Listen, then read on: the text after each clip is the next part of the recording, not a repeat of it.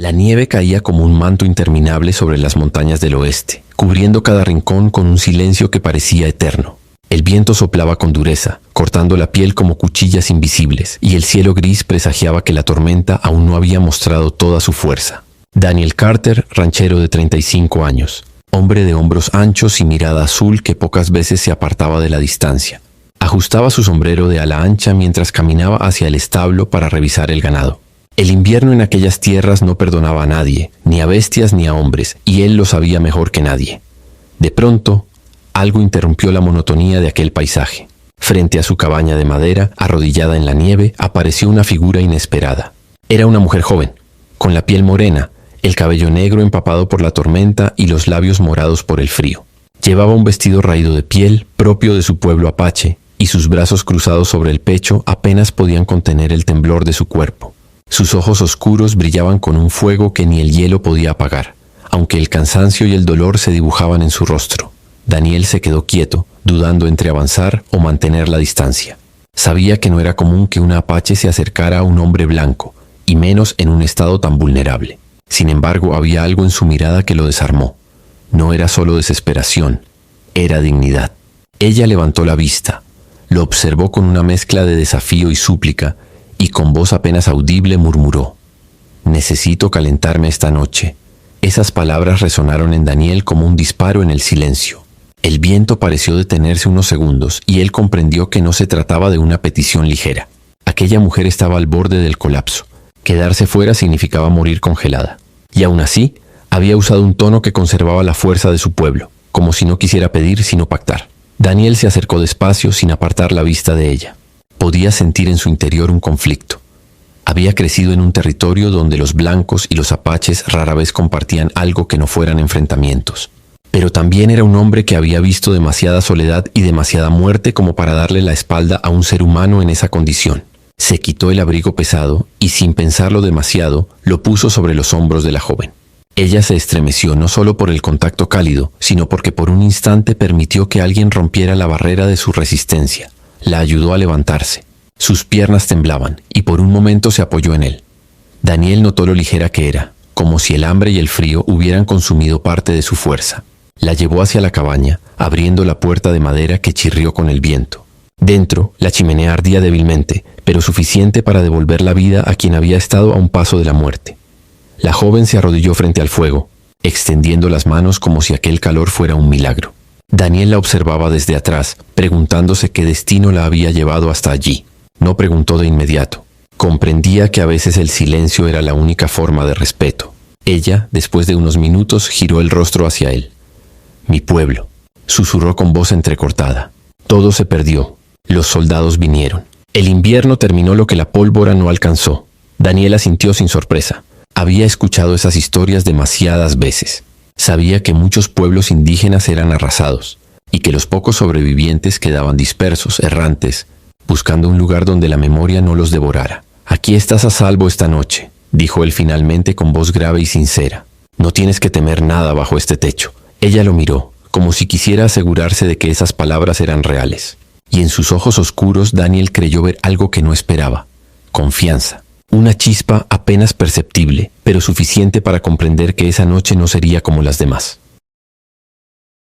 El fuego crepitaba, llenando la cabaña de un resplandor cálido que luchaba contra el rugido del viento en el exterior.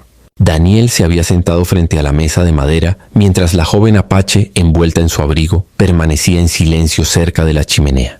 La tormenta seguía golpeando las paredes como si quisiera derribarlas, pero dentro había una calma frágil, sostenida por la presencia de dos almas que nunca imaginaron compartir un mismo refugio. Ella respiraba profundamente, intentando recuperar fuerzas. La piel de sus brazos mostraba marcas de frío extremo, y sin embargo mantenía la espalda erguida, como si no quisiera que la compasión del ranchero se confundiera con lástima. Daniel lo notaba. La dignidad de aquella mujer era tan fuerte como la nieve que la había traído hasta él. «¿Cómo te llamas?», preguntó finalmente, rompiendo el silencio. La joven dudó, como si decirlo en voz alta fuera entregar un pedazo de su ser.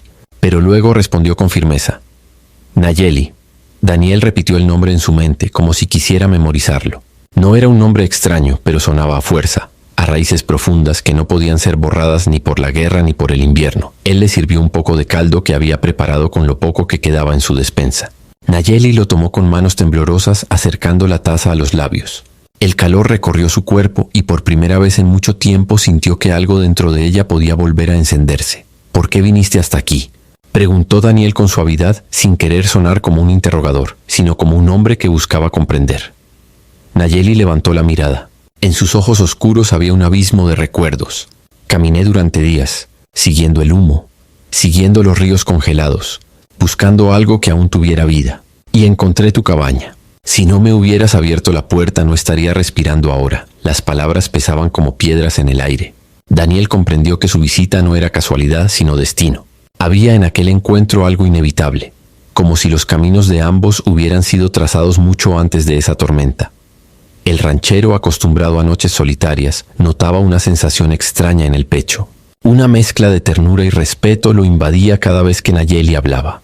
Había en ella un coraje feroz, oculto bajo el dolor.